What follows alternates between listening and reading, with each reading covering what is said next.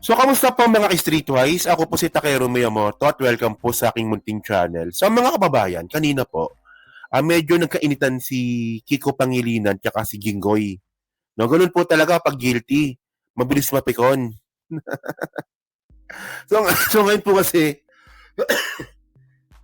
excuse me, sorry. So ngayon po kasi, sabi po kasi ni Kiko Pangilinan dun po sa Senate kanina, no, na kung hindi naman daw po nagkaroon ng hindi magandang resulta yung Napoles case, hindi daw po ulit mangyayari itong corruption po na to. No, which is para sa akin, totoo naman. No? So ang reklamo ngayon ni Jinggoy, bakit daw nasasalita itong si Kiko Pangilinan ng ganon,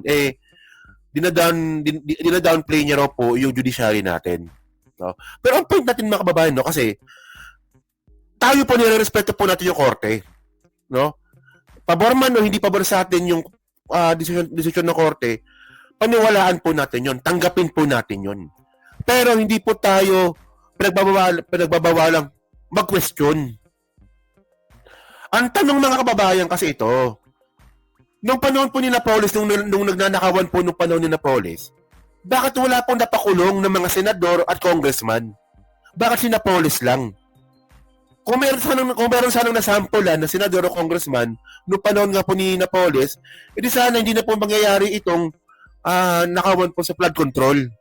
Tama naman, may point naman po si Kiko. Ayan na, pinromote ko yan ha. Yung iba nagalit pa kayo sa akin ha. Takero, bakit mo pinopromote si Kiko o kayong eleksyon, dilawan yan? Hindi eh. Ako po, wala na akong pakialam sa kulay. Basta para sa akin, naniniwala po ako sa politiko, susuportahan ko po yan. O di ba? Pero yun nga yung point natin. Naniniwala ba kayo na yung nangyari po sa Napoles? Si Napoles lang po nagnakaw mag-isa? Tama ba yun? Makapagnakaw ba si Napoles sa PDAP ng siya lang mag-isa? Nang walang pumirma, nang walang nag-approve para ilabas po yung PDAP ng isang legislator?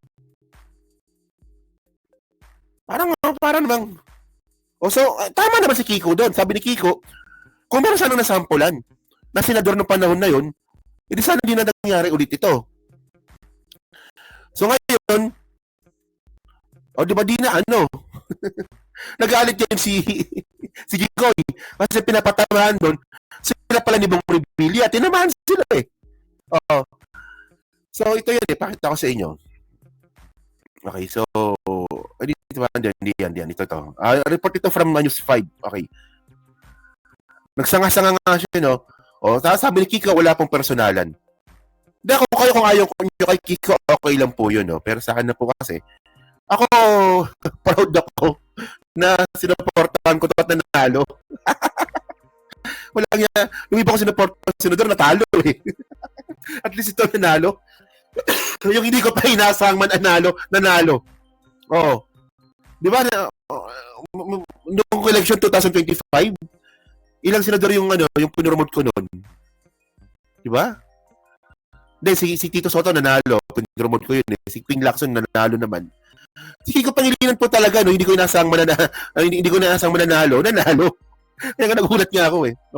So sabi dito, wala pong personalan. Nilinaw ni Senator Kiko Pangilinan ang nauna niyang pahayag sa pagdinig ng Blue Ribbon Committee na pahayag ni Senator Jinggoy Estrada. Siguro kung yung Napoles cases na uwi sa halip na absueldo ay kulong, baka hindi nangyari itong mas malaking kurakot. O nga, no? Actually, mas malaking kurakot po talaga to. Itong flood control kumpara po sa Napoles. Mas malaking kurakot po ito. Di ba? So, baka hindi nangyari itong mas malaking kurakot bahagi na sinabi ni Pangilinan sa hearing. Di actually, mga babayan, no? Kaya nanalo si Kiko Pangilinan, ang ganda ng niya eh, ang ganda ng strategy niya eh. Oo. Yung mga fake news na binabato sa kanya, pinatulan niya. At hindi niya pinatulan gamit po yung ranting or ad hominem. Pinatulan niya, sinagot niya ng maayos. Di ba, sinasabi kumakain daw po siya ng dahon ng dahon ng saging ba yun? Di ba? Yung dahon ng saging. Tama ba dahon ba ng saging yun? Di ba? Kumakain ka ng dahon ng saging. Tama ba? Nakalimutan ko na kasi tagal na nun. Tapos yung yung wow, dagat, di ba? Ginamit niya po sa kampanya yon. Imbis po na babaliwalain niya, no? Sinagot niya. Sinagot niya talaga. Minsan sabi ko parang babaw naman, sinasagot pa yon. Pero sinagot niya talaga. At seryoso siya sa pagsagot. So doon po nakita ng mga tao yung sinseridad. Mukhang magandang ibalik to. Hindi po katulad ni Bong Revilla. Di ba si Bong Revilla po kasi ina-issuean nga po nung yung hindi niya ibabalik daw po yung 125 million na pinababalik sa kanya ng korte. So imbis po nasagutin nga po ni uminom sa kaldero, di ba? Sinagot niya yan! Sinagot yan! Sinagot ni ni Kiko Pangilinan yan, no?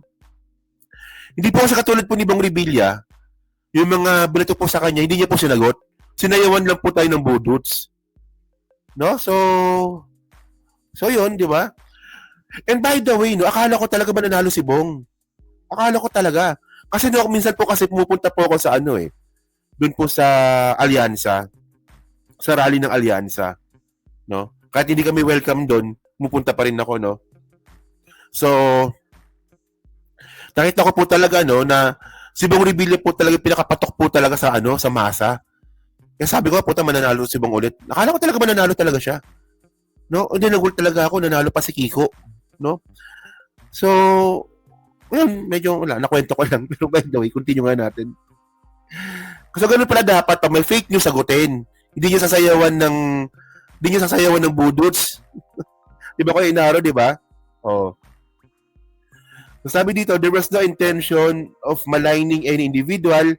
Wala po tayong pinangalanan, humingi po tayo ng pag-unawa, manifestasyon ng senador. Pero by the way, mga kababayan, kahit to be fair kay Jinggoy Estrada, no, kahit pong palusot dito ni Kiko Pangilinan, si Jinggoy po talaga pinapatamaan dito. Kahit sabihin po ni Kiko Pangilinan na wala naman ako pinangalanan eh. Wala ka nga pinangalanan. Pero sino ba yung kinasuhan at nakulong no paano ni Napoles na senador? Si Bong Revilla at si Jinggoy. Ano ba? Nilalakay at pinag-usapan sa ibang hearing ang problema ng conviction rates. Lalo na sa, mas maganda, no? Sabi ko sa'yo, compilation video lang to eh. So, yung video na lang tayo. Ano ba tayo? Video. Dito tayo. Sige. Take the privilege hour. Senator Jinggoy Estrada is recognized. Galit yan. I am not availing of the privilege hour. Mr. President, I cannot, in good conscience, let the remarks made earlier by our colleague, Senator Francis Pangilinan, during the Blue Ribbon Committee pass without rebuttal.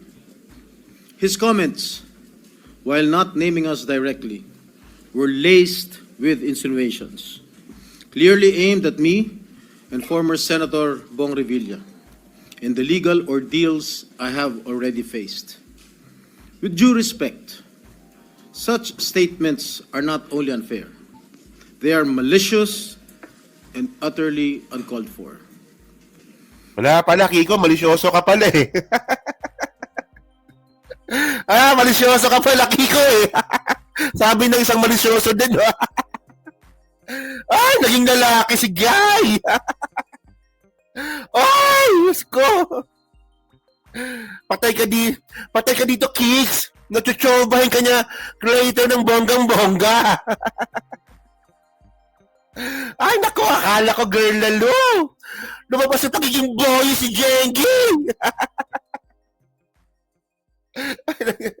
Lalaki pala ito eh. Mr. President, let me put on record. Wala ba sa pagkalalaki ni Jinggoy, no? Pag ganito pala, no? Pag inaakusahan. Hinarap ko po ang mga kasong isinampa sa akin. Dumaan ako sa mahabang panahon ng paglilitis, pagkakakulong, at pati na ang mabigat na stigma na idinulot nito. Hindi lamang sa akin, kundi Kawawa naman.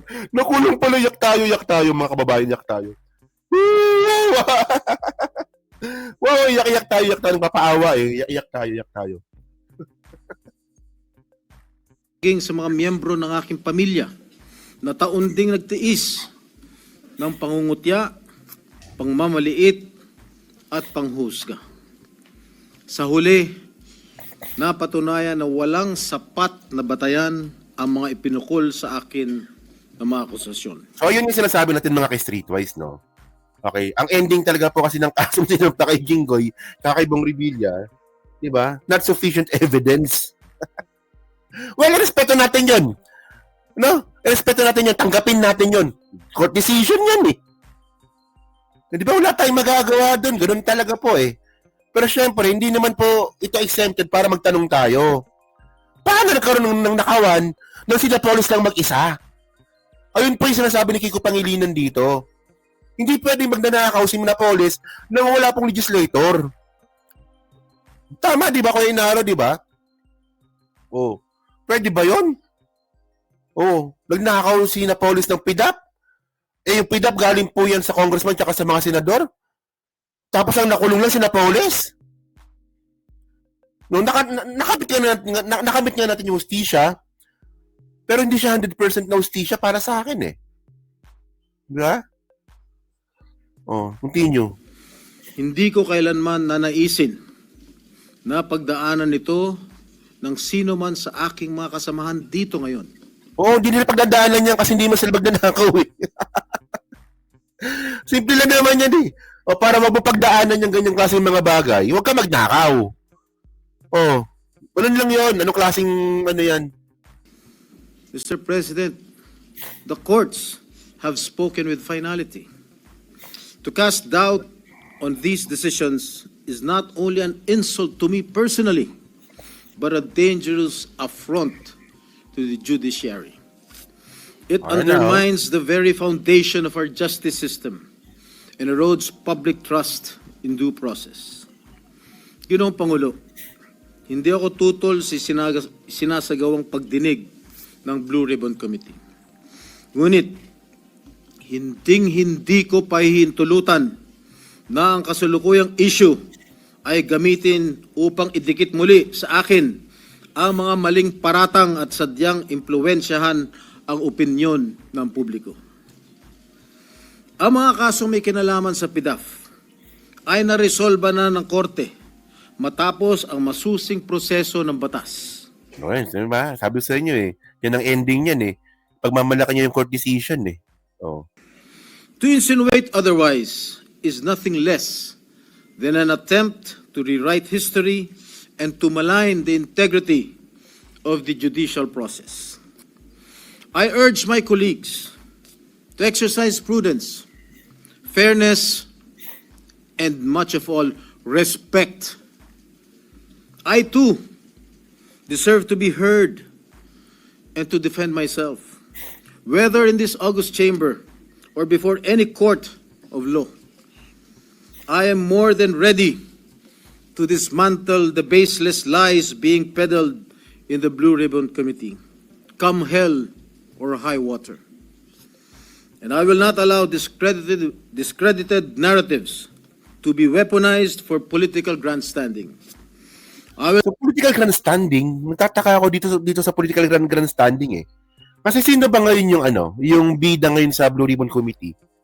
Si Tito Soto tsaka si Ping Lacson. Kakapanalo lang ng mga yan eh. Kakapanalo lang yan ng bilang senador eh. Hindi naman sila re-electionist eh. So bakit may grandstanding ang sinasabi? No? Yung grandstanding, ikaw. Kasi ikaw re-electionist ka. 2028. Di ba? Hindi ko makuha yung point eh. Ang point dito, may pagnanakaw. Di ba may nawawalang pera? Hindi yan political grandstanding. No? Ang tawag po dyan, paghahanap ng hustisya. Diyos ko naman. Oh. Wala na kasi mga kababayan eh. O sa Webes, mayroon pang hearing ulit. At doon magsasalita pa si Bernardo. Eh mukhang doon po makukompleto yung yung kwento ng conspiracy eh. Panagsalita na si Bernardo. Oh. I will not allow my honor, hard-earned and vindicated by the courts, to be sullied by careless remarks. And I hope the committee, the Blue Ribbon Committee, will expunge from the record such malicious and unwarranted remarks that serve no purpose but to malign and mislead. Thank you, Mr. President. Ano sa'yo? Tumas na kami si Kiko. Alaya. Sasagot si Kiko. Ito na si Kiko Pangilinan. Nagbabagsakan dito. Babanat na si Kiko. Thank you, Senator. Majority Leader. Senator Francis Pangilinan is recognized. Thank you, Mr. President. Just a very quick manifestation. For the record, there was no intention of maligning any individual. In the manifestation we said earlier during the committee hearing of the Blue Ribbon Committee, wala pong personalan, gaya ng nabanggit ng Wala. Trabaho lang. Di ba? Tama naman. Trabaho lang. putihing senador, wala po tayong pinangalanan. Humihingi tayo ng unawa dahil bago pa nung hearing na yon, tayo po ay humurap sa judiciary at doon din na tinalakay at pinag-usapan ang problema ng Oo nga, totoo yun. Totoo yan. Hindi. But ito. Ako talaga, no? Ako, sinasabi ko naman na sinuportahan ko si Kiko talaga nung eleksyon. No? May insinuation naman talaga. Oo, totoo. Kasi wala naman ibang papatamahan talaga dun sa sinabi ni Kiko eh. Si Jinggoy tsaka si Jinggoy, si Enrile, at tsaka si Bong Revilla talaga tatamaan doon. So may insinuation po talaga. Ewan ko lang kung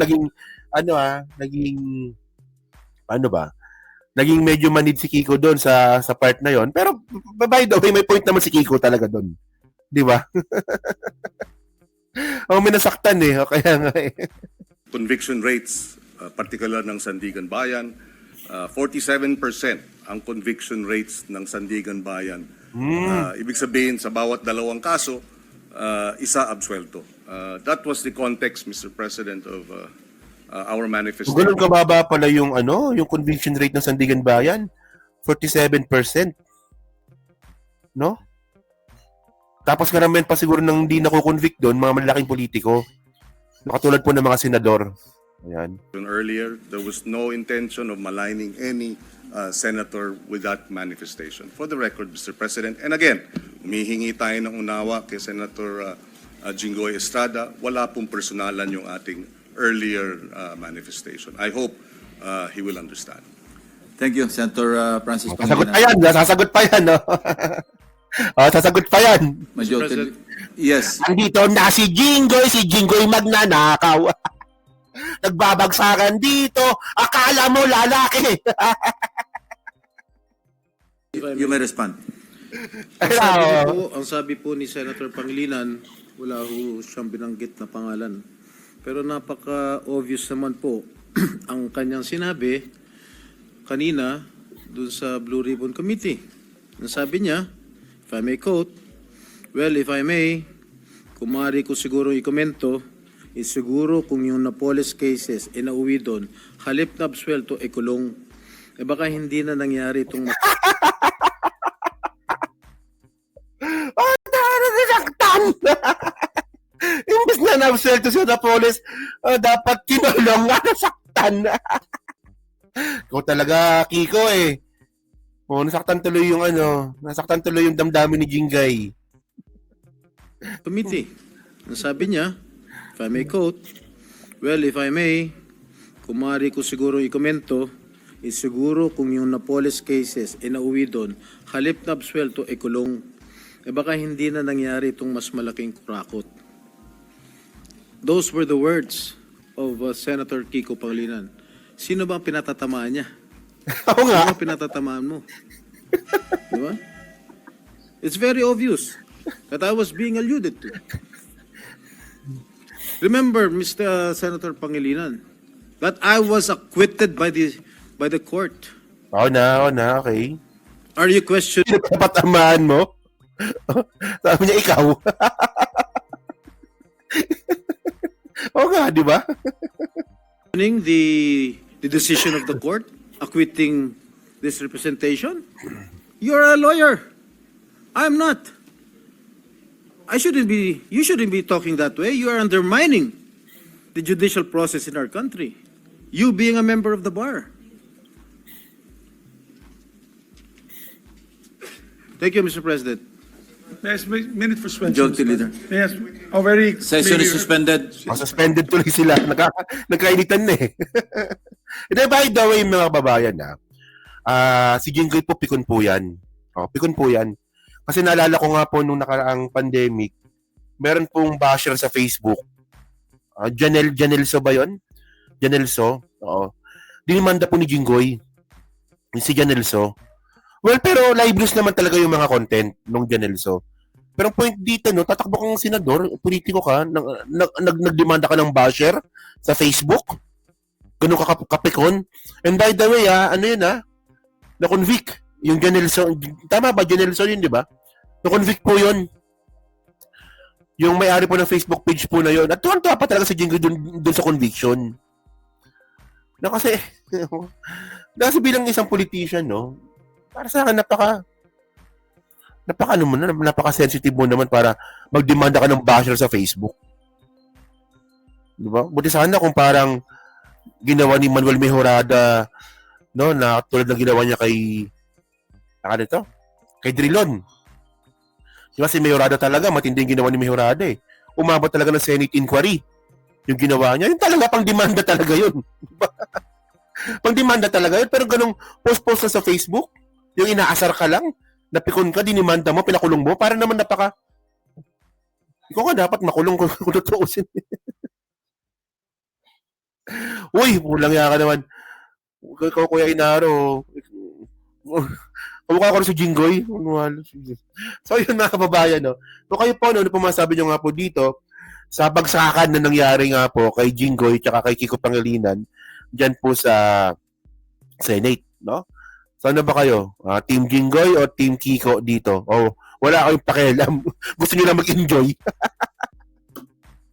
So, yun nasa pa-comment lang po. Sa baba, binabasa ko pong lahat yan. Siyempre, dyan po sa Team Replay. So, pa-like po, subscribe. Hindi makalabisan pa share na rin po ng video po na to, no? So, ito may next topic tayo dito.